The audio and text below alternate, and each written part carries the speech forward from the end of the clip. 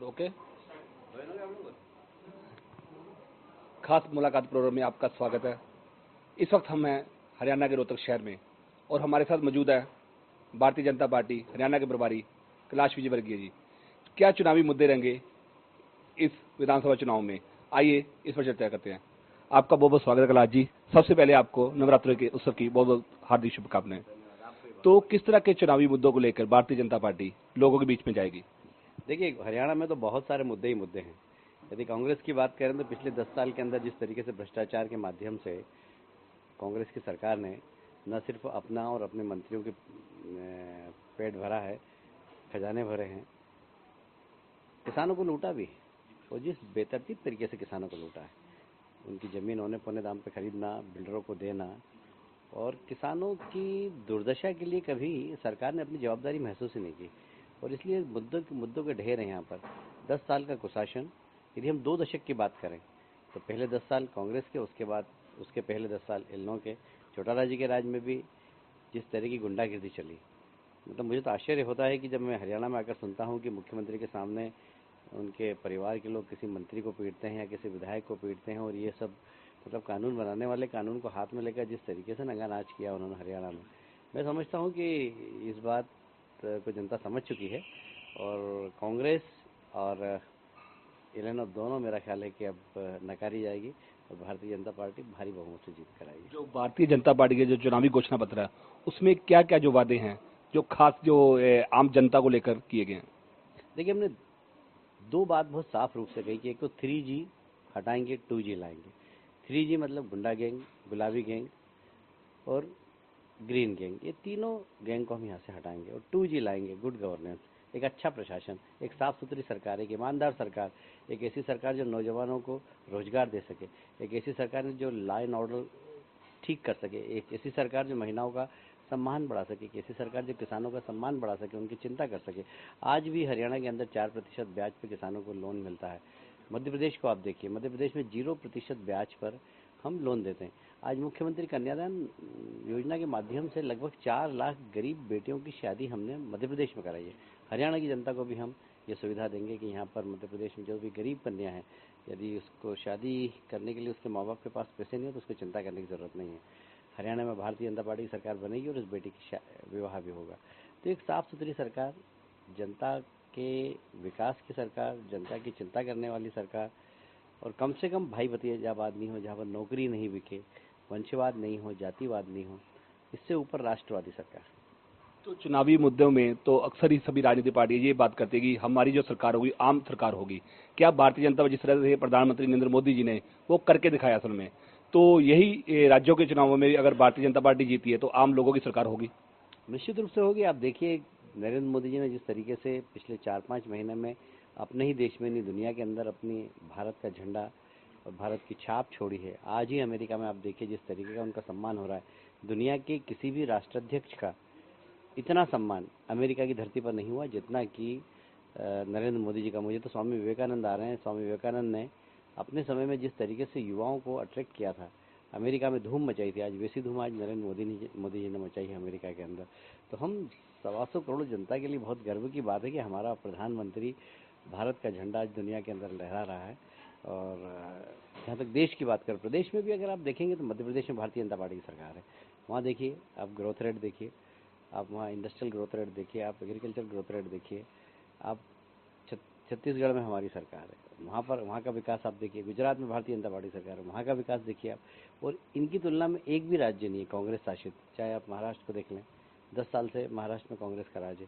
वे ना मध्य प्रदेश से कंपेयर करते हैं, ना छत्तीसगढ़ से कंपेयर करते हैं, ना गुजरात से कंपेयर करते हैं। जहाँ जहाँ कांग्रेस की सरकारें हैं राज्यों की, वहाँ पर हालत ख़राब है, और जहाँ जहाँ भारतीय जनता पार्टी की सरकार राज्यों के अंदर है, वहाँ पर विकास हो रहा है। तो भारतीय जनता पार्टी और कांग्रेस में अंतर बहुत साफ समझ में आता है लोगों को।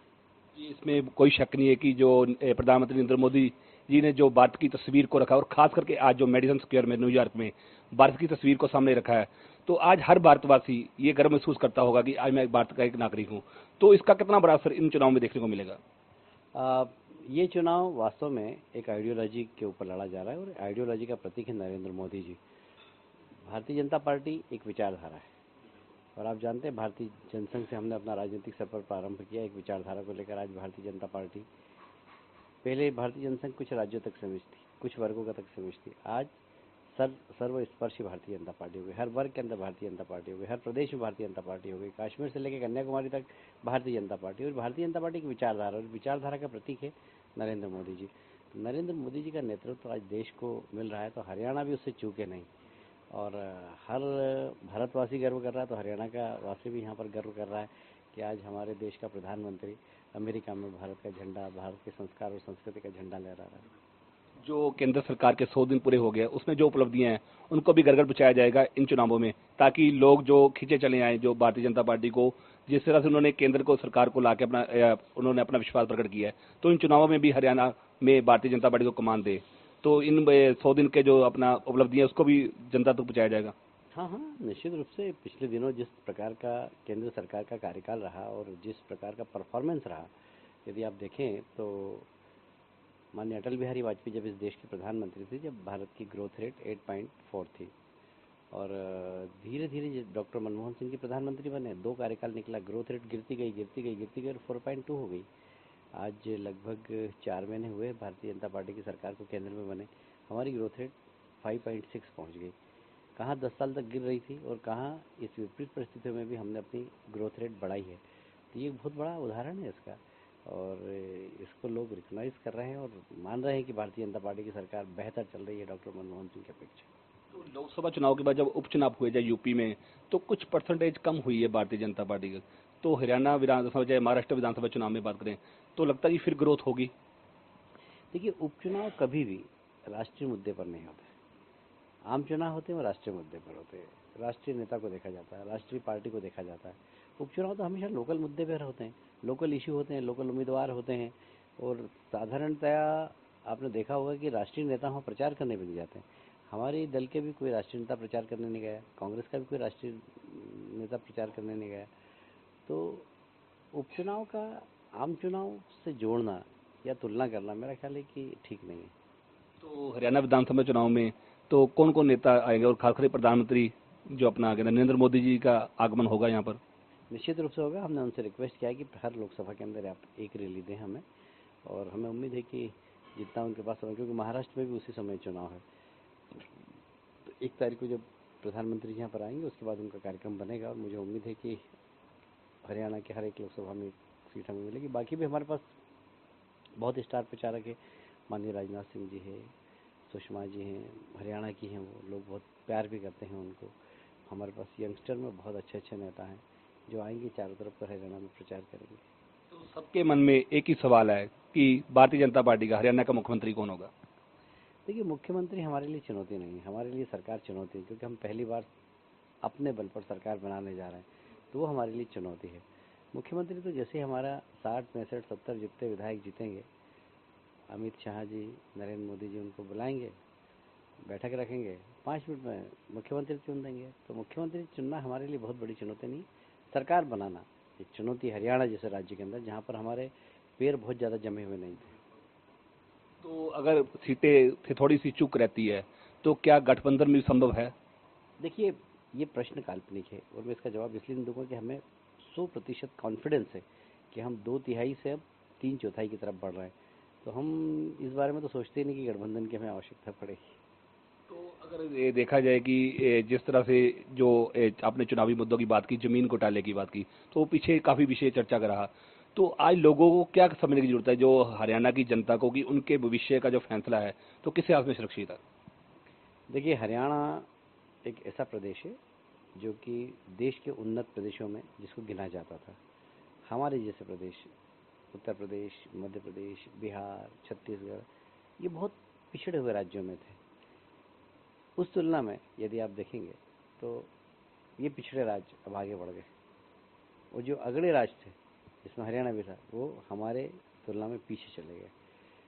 यदि यहाँ पर गुड गवर्नेंस होती, यहाँ पर अच्छा नेतृत्व होता, यदि यहाँ पर भारतीय जनता पार्टी जैसे अन्य राज्यों में काम कर रही ऐसा नेतृत्व यहाँ पर होता, तो हरियाणा बहुत आगे बढ़ता है। तो हरियाणा में संभावनाएं बहुत है। हरियाणा बहुत एक तरीके से अनाज का कटोरा है। यहाँ पर धान भी होता है, बहुत बेहतरीन होता है। यहाँ पर गेहूँ बहुत अच्छा होता है, अच्छी उन्नत क्वालिटी का होता है। यहाँ बाकी भी फल फूल की काफ़ी अच्छी खेती होती है। तो हम सिर्फ एक काम करेंगे, सरकार बनाने के बाद कि हम किसान कैसे उन्नत हो, पर कैपिटा उनकी उत्पादन कैसे बढ़े, फिर उत्पादन का सही मूल्य कैसे मिले, फिर उनके उत्पादन में काम आने वाली चाहे वो खाद हो, बिजली हो, वो उनको हम कैसे सस्ते दाम पर दे सकें। हम फोकस करेंगे किसान को, हम फोकस करेंगे गांव को, हम फोकस करेंगे इंडस्ट्रीज़ को, जिससे कि बेरोजगारों को रोजगार मिल सके। हम फोकस करेंगे महिलाओं के सम्मान को। तो ये सब चीज़ें हरियाणा में जिसकी कि हरियाणा की जनता को तलाश है, और हम कोशिश करेंगे कि उन सब जो उम्मीद है उस पर हम खरे उतर सकें। अगर भारतीय जनता पार्टी की सरकार बनती है, उसके लिए सबसे बड़ी चुनौती होगी जो सरकार का खजाना खाली पड़ा है, तो उसको किस तरह से मतलब कि बड़ी चुनौती मानते हैं इस बात को कि खजाना खाली होने के बाद किस तरह से डेवलपमेंट हो पाएगी? देखिए, जितने भ्रष्टाचार के रास्ते वो यदि हमने बंद कर दिए तो हमारी इनकम सरप्लस हो जाएगी। आप याद करिए, मध्य प्रदेश में, छत्तीसगढ़ में, गुजरात में जो हमारी सरकारें थी, तनख्वाह बांटने के लिए सरकारों के पास पैसे नहीं हुआ करते थे। हमने कुछ नहीं किया, हमने सिर्फ जो भ्रष्टाचार के रास्ते थे, एक्साइज विभाग, आप समझ लीजिए कि उनकी नौकरी पोस्टिंग बिकती है हरियाणा के अंदर। आपके परिवहन विभाग, ट्रांसपोर्ट विभाग, उसके पोस्टिंग बिकती है कि आप मुझे यहाँ रहना है, कितना पैसा दोगे आप। मैंने तो ऐसा किसी राज्य में देखा नहीं। सेल टैक्स के अंदर अच्छी पोस्टिंग के लिए, यहाँ पर किसी को अर्बन एरिया में जाना है तो मंत्री पैसे लेता है। तो मतलब नौकरी बिकती है, ये भी समझ में आता। अब तो पोस्टिंग बिक रही है हरियाणा के अंदर, अब तो फिर भ्रष्टाचार क्यों नहीं होगा?